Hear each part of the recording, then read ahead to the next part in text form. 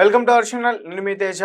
ప్రస్తుతం మనతో పాటు సీనియర్ జర్నలిస్ట్ కిరణ్ గారు ఉన్నారు. ఆయనతో మాట్లాడదాం. నమస్తే సార్. నమస్తే తేజ. సో అంటే రామ్ గోపాల్ వర్మ ఒక మంచి సక్సెస్ఫుల్ ట్రాక్ నుంచి ఒక పక్కకి పడిపోయారు, అది అందరికీ తెలిసిందే. అండ్ అదే టైంలో ఒక భారీ బడ్జెట్ తో ఒక పెద్ద సినిమా తీసాడని ఒక ప్రచారం జరిగింది. దాని పేరే వ్యూహం. సో వ్యూహంకి ఫైబర్ నెట్ నుంచి కూడా ఒక 2.10 కోట్లు వచ్చింది అనేది వార్త అయితే ఇప్పుడు చక్కర్లు కొడుతుంది. అండ్ ఇంకొకటి ఏంటంటే వ్యూస్ మీద ఆధారపడి దాని ప్రకారం డబ్బులు ఇచ్చే అవకాశం ఉందంటూ కూడా చెప్తున్నారు. అంటే ఇందులో ఏ వాస్తవాలు ఏవి అవాస్తవాలు అయితే తెలియట్లేదు. సో దాని గురించి ఏం చెప్తారు మీరు? అంటే తేజ, ఇక్కడ ఒక విచిత్రం ఏంటంటే జగన్మోహన్ రెడ్డి గారి పిసినిగొట్టుతనాన్ని నాకు చాలా జాలేస్తుంది. ఆ పిసినిగొట్టితనం మీద ఏం చేసుకుంటాడండి? కొన్ని వేల కోట్ల రూపాయల ఆస్తిపరుడు కదా.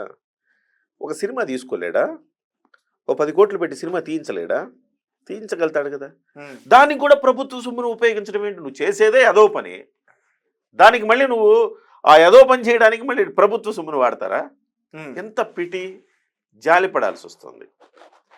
రామ్ గోపాల్ వర్మ మీకు కరెక్ట్గా గుర్తుంటే వ్యూహం శపథం ప్రకటించిన తర్వాత జగన్మోహన్ రెడ్డి గారిని కలిశారు ఆయన ఇంట్లో. కలిసి నాకున్న సమాచారం ప్రకారం 5 కోట్ల రూపాయలు ఆ రోజు జగన్మోహన్ రెడ్డి గారు క్యాష్ ఇచ్చారు ఆయనకి. ఓకే. 5 కోట్ల రూపాయలు ఇచ్చిన తర్వాత అక్కడి నుంచి వ్యూహం శపథం ఆయన తీసే క్రమంలో సినిమా తీశాడు. పెద్దగా జనం జనం చూడకపోతే జనానికి డైరెక్ట్గా ఇంజెక్ట్ చెయ్యాలి ఎలాగోలా అని ఫైబర్ నెట్లో పెట్టాడు.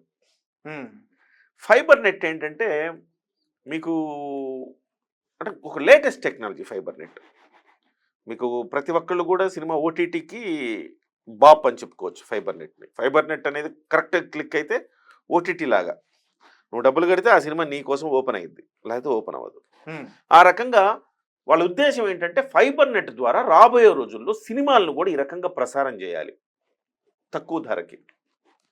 నీకు ఇష్టమైనోడు చూసుకుంటాడు సినిమా, ఇష్టం లేనోడు చూసుకోడు. తక్కువ ధర పెడితే అందరూ చూస్తారుగా. సో ఆ రకంగా ఫైబర్ నెట్ ద్వారా ఆ సినిమాని రిలీజ్ చేస్తాము అనుకున్నారు. ఆ సినిమాని ఫైబర్ నెట్లో పెట్టారు.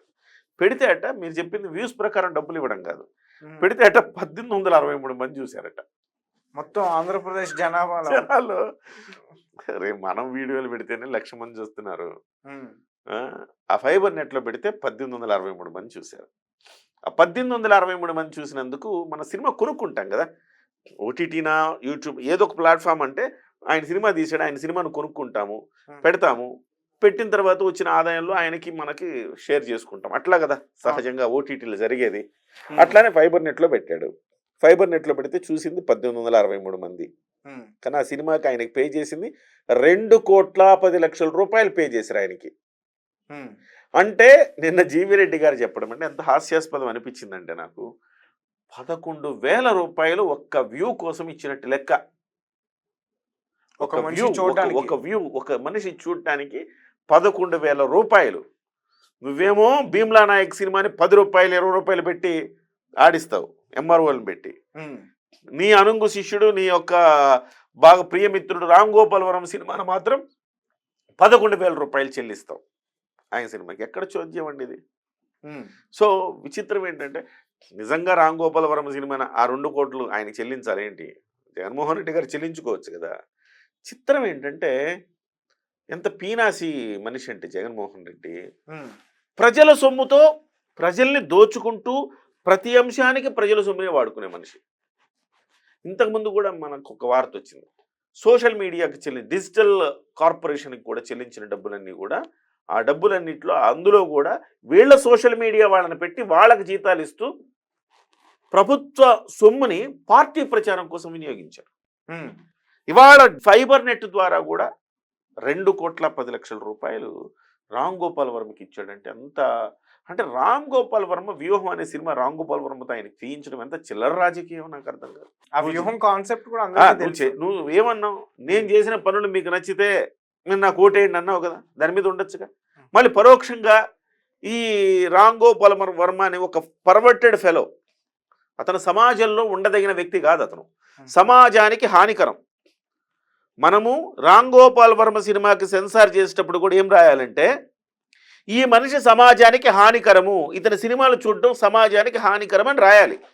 సిగరెట్ పెట్టి మీద రాస్తారు కదా, మందు బాటిల్ మీద రాస్తారు కదా, అటు రామ్ గోపాలం మీద కూడా రాయాలి. ఎందుకంటే అతను సమాజంలో బతకటానికి వీలు లేని వ్యక్తులు ఎవరైనా ఉన్నారంటే ఒక రామ్ గోపాల్ వర్మ, ఒక శ్రీరెడ్డి, ఒక పోసాని, ఇలాంటి వాళ్ళు సమాజంలో అనవసరంగా వేస్ట్ మెటీరియల్. వాళ్ళు ఈ భూమి మీద ఉండటానికి అర్హత లేని వాళ్ళు.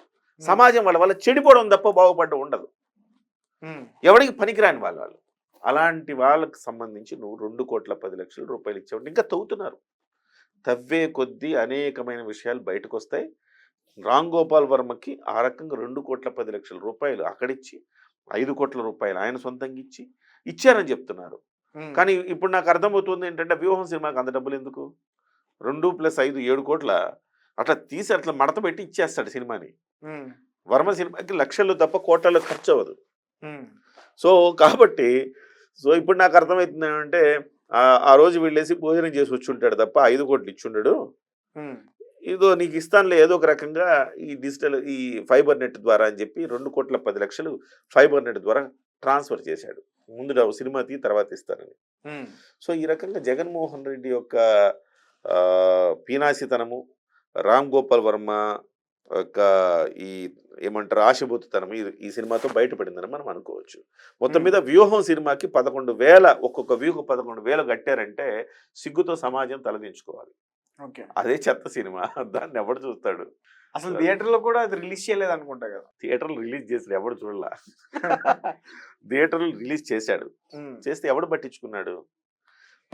ఎప్పుడు రామ్ గోపాల్ వర్మ సినిమాని ఎవరు అయిపోయింది. ఆ ఎరా అయిపోయింది. వర్మలో పస లేదు, ఎరా అయిపోయింది. దాని కాళ్ళు నాకడం, దీని సంఖ నాకడం తప్ప రామ్ గోపాల్ వర్మలో విషయం ఎక్కడుంది? నేను అది చేస్తా ఇది చేస్తా అని ప్రగల్భాలు పలకడం తప్ప ఏముంది విషయం? ముసలోడు అయిపోయాడు కదా, ఏ విషయం లేదు. సినిమా విషయం లేదు, ఇంకే విషయం లేవు ఉండదు. మనోడు మురిగే కుక్కలు కరవ అంటారు కదా, అట్లాంటి కుక్క రామ్ గోపాల్ వర్మ. మరి ఏం చేస్తాడు ఇంకా? సార్ అంటే డెన్ గురించి కూడా ఏదో అప్పుడు ఒక పుకారు వచ్చింది. ఏమని?